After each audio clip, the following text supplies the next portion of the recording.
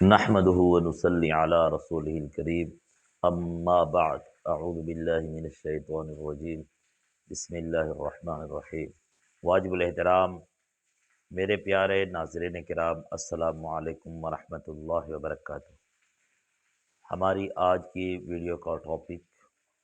اور مضمون عنوان جو ہے وہ ہے دادے کی وراثت میں یتیم پوتے اور پوتی کا حق اور حصہ۔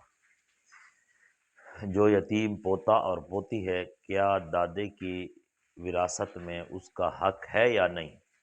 اس کو جو ہے نا اس میں حصہ ملے گا یا نہیں، جیسا کہ اور کو ملتا ہے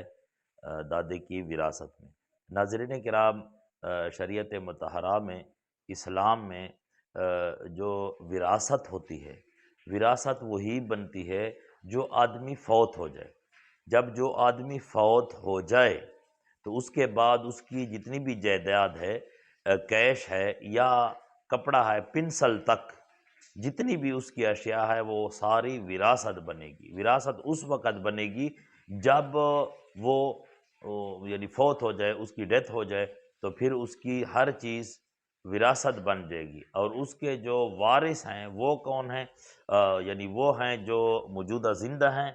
اور ان کے بیٹے ہیں یا اور جتنے وارث ہیں تو ان کی بنے گی۔ اور اصل بات یہ ہے کہ یہ کل بھی میرے پاس یعنی یہ فتویٰ کے لیے آئے تھے، تو کل اس کا فتویٰ میں نے لکھا ہے، ان کا یہی مسئلہ تھا، یعنی دادے کی وراثت میں پوتے اور پوتی کا حق۔ تو وہ یہ غالباً یہاں وہ فتویٰ چل رہا ہے، یہ کل کا فتویٰ میں نے لکھا ہے۔ تو اس پر ہم آج ڈسکس کریں گے کہ پوتی اور پوتا جو ہے اس میں اسلام میں کیا جو ہے نا اسلام میں کیا حکم ہے ان کے بارے میں، اور جو ہمارا موجودہ قانون ہے پاکستان کا وہ کیا ہے۔ اس سے پہلے میں آپ کو انجینئر محمد مرزا صاحب کا ایک چھوٹا سا کلپ سناتا ہوں۔ انجینئر محمد مرزا صاحب نے اس پر گفتگو کی ہے، آپ وہ تھوڑا سا کوئی سیکنڈ ہے وہ سن لیں، اس کے بعد اس پر ڈسکس کرتے ہیں۔ کوئی بندہ ہے، اس کا بیٹا فوت ہو گیا، اب بیٹا مر گیا تو بیٹے کی آگے سے اولاد ہے، پوتا پوتی تک تو وراثت نہیں جاتی کیونکہ پوتے کا تو کوئی حق نہیں وراثت کے اندر، دادی کا ہے۔ تو اب دادا جو ہے وہ زندہ ہے اور اس کو پتا ہے کہ میرا بیٹا جو مر چکا اس کی اولاد تک وراثت نہیں پہنچے گی، تو اس کے لیے وصیت کر سکتا ہے کہ میرا جو بیٹا مر گیا اس کی جو اولاد ہے اس کو میں ایک تہائی مال جو ہے وہ وصیت کرتا ہوں، کیونکہ وہ وارث تو ہے ہی نہیں ہے، تو اب اس کے لیے وصیت والا آپشن کھلا ہے۔ تو یہ اللہ تبارک و تعالیٰ نے ایک اسکیپ روٹ اس مسئلے میں خود بخود ہمیں دے دیا ہے۔ جی ناظرین کرام، یہ تھے انجینئر محمد مرزا صاحب اور اس نے اس پر گفتگو کی۔ دیکھیں، وراثت جو ہے میں نے پہلے بھی بتا دیا کہ وہ ہے کہ کوئی آدمی فوت ہو جائے، جس کی ڈیتھ ہو جائے، اس کے بعد وہ وراثت بنے گی اور جو جن کو ملے گا حق وہ وارث کہلائیں گے۔ تو جو آدمی والد کی موجودگی میں فوت ہو گیا ہے، یعنی 3 بیٹے ہیں اور ان میں سے ایک بیٹا فوت ہو گیا جبکہ اس کا والد زندہ تھا، اور اس بیٹے کی ایک بیٹی ہے یا بیٹا ہے یا 2 ہیں یا جتنے بھی ہیں، تو اس وراثت میں ان کا کوئی بھی حق نہیں ہے دادے کی وراثت میں۔ اس کی وجہ یہ ہے، سوال آتے ہیں کہ بھئی اسلام تو امن والا دین ہے، سلامتی والا قانون ہے، تو پھر کیوں نہیں ہوگا یتیم کا حق؟ اسلام نے تو یتیم کا بہت خیال رکھا ہے، مسکین کا بہت خیال رکھا ہے، تو یہاں کیوں حق؟ دیکھیں، یہاں جو مسئلہ آ رہا ہے، مسئلہ یہ ہے کہ یہاں جو ہے نا اس کا دادا جو ہے ان کا بچوں کا، یتیموں کا، تو وہ تو زندہ ہے، تو پھر وہ وراثت بنے گی نہیں۔ جب بنے گی نہیں تو وہ وراثت ان کے باپ کے پیچھے نہیں جائے گی، جب نہیں جائے گی تو پھر ان کا حصہ کیسے ہوگا؟ ایک بات۔ باقی پاکستانی جو ہمارا قانون ہے 1961 میں جو ہے نا یہی قانون بنا ہے کہ جو یتیم ہیں ان کے دادے کی جو وراثت ہے اس میں ان کا پورا پورا حصہ ہوگا، جیسے کہ اوروں کا ہے اسی طرح ان کا بھی پورا پورا حصہ ہوگا۔ یہ قانون ابھی تک چل رہا ہے۔ اس کے بارے میں میرا خیال ہے 1991 میں جو ہے نا اس پر جو ہے نا کچھ علماء نے ڈسکس کیا اور پھر اس پر درخواست بھی دی ہے ہائی کورٹ میں، تو اس میں جو ہے نا وہ چل رہی ہے، پتہ نہیں کبھی وہ آئے گا فیصلہ۔ تو بہرحال ابھی موجودہ پاکستان میں جو قانون ہے وہ یہی ہے کہ یتیم پوتی اور پوتا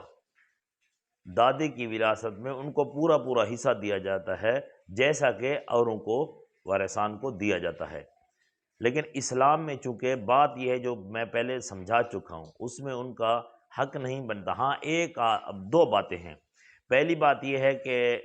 اسلام نے، جیسے لوگ کہتے ہیں نا جی کہ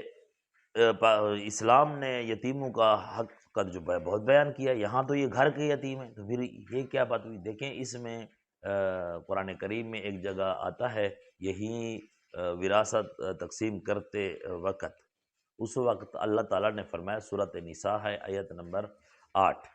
اللہ تعالیٰ فرماتے ہیں وَإِذَا حَضَرَ الْقِسْمَةَ، جب حاضر ہو جائیں تقسیم کے وقت، اولو القربى والیتامى والمساکین، قرابت والے یا مسکین یتیم حاضر ہو جائیں تو فَارْزُقُوهُم مِّنْهُ، اللہ تعالیٰ فرماتے ہیں اس میں سے کچھ ان کو دے دو، منہ، اس وراثت میں سے کچھ ان کو دے دو۔ تو جب ایک عام یتیم یا قرابت والے غربا یا مساکین یتامہ اس وقت آ جائیں تو ان کو کچھ دے دو، اللہ تعالیٰ کا یہ حکم ہے، ٹھیک ہے، فَارْزُقُوهُم مِّنْهُ، ان کو دے دو، منہ اس وراثت میں سے جو تم تقسیم کر رہے ہو۔ جب عام مسکین یا یتیم کو دیا جاتا ہے تو ظاہر بات ہے کہ جو اپنے گھر کے ہیں تو ان کو تو ضرور دینا چاہیے، ٹھیک ہے، تو ضروری ہے کہ ان کا حصہ نکالا جائے، ٹھیک ہے۔ اسلام نے یہ منع نہیں کیا کہ ان کو نہ دیں، ٹھیک ہے۔ یہاں اس آیت سورۃ نساء 8 نمبر آیت جو کہ میں نے آپ کے سامنے تلاوت کی، اس سے یہ ثابت ہوا کہ ان کو کچھ دے دے اس میں سے۔ دوسری بات یہ ہے کہ ان کا جو دادا ہے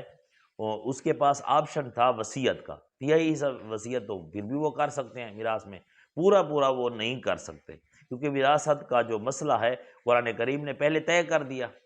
اس کو جو ہے نا بیان کر دیا، جب طے ہو گیا، مکمل ہو گیا تو پھر تو وصیت کی ضرورت بھی، ہاں تیائی حصہ جو ہے اس کی جو ہے نا وصیت کر سکتا ہے، تو اس لیے اس کے پاس یہ آپشن تھا کہ وہ وصیت کر دیتے یتیم پوتے اور پوتی کے لیے، ٹھیک ہے، اس کو جو ہے نا چاہیے تھا کہ وہ وصیت کرتا۔ ایک بات، اس نے وصیت نہیں کی تو ہم کیا سمجھیں گے، یا تو اس کی غلطی ہے یا اس کو علم نہیں تھا، تو اس میں ایک جگہ قرآن کریم میں اللہ تعالیٰ فرماتے ہیں سورۃ بقرہ میں فمن خاف من موص جنفا او اثما فاصلح بینہم فلا اثم علیہ، اللہ تعالیٰ فرماتے ہیں سورۃ البقرہ میں کہ اگر تمہیں ڈر ہو وصیت کرنے والے کی وصیت کا کہ وہ جنفن، وہ ظلم کیے، زیادتی کیے یا گناہ کیے، تو فاصلح بینہم، تم آپن میں اصلاح کر لو اس کی، یعنی اس کو خود سنوار لو، اس کو خود جوڑ لو۔ تو اس سے مراد یہ ہے کہ بھئی وصیت کرنے والی کی وصیت اگر غلط ہے، ظلم کی طرف جا رہی ہے، گناہ کی طرف جا رہی ہے، تو پھر اگر ایک آدمی نے وصیت نہیں کی تو پھر بھی اس پر ہم قیاس کر سکتے ہیں کہ بھئی وہ جو وارثان ہیں وہ آپس میں اصلاح کر کے یتیموں کو دے دیں۔ تو اس لیے جو یتیم پوتا پوتی ہے دادا کی میراث میں، اسلامی طور پر میں نے آپ کو اس کی وجہ بتا دی کہ اس میں ان کا حق نہیں ہے، لیکن جو وارثان ہے وہ اس کو دے سکتے ہیں، ٹھیک، اگر وصیت کی ہے تو یہی صحیح کی تو پھر بھی ٹھیک ہے، اگر نہیں تو پھر بھی آپ آپس میں اصلاح کر کے ان کو کچھ دے دیں۔ اللہ تعالی ہم سب کو صراط مستقیم پر چلنے کی توفیق عطا فرمائے۔ اقول قولی ھذا استغفر اللہ لی ولکم ولسائر المسلمین واستغفروہ انہ ھو الغفور الرحیم۔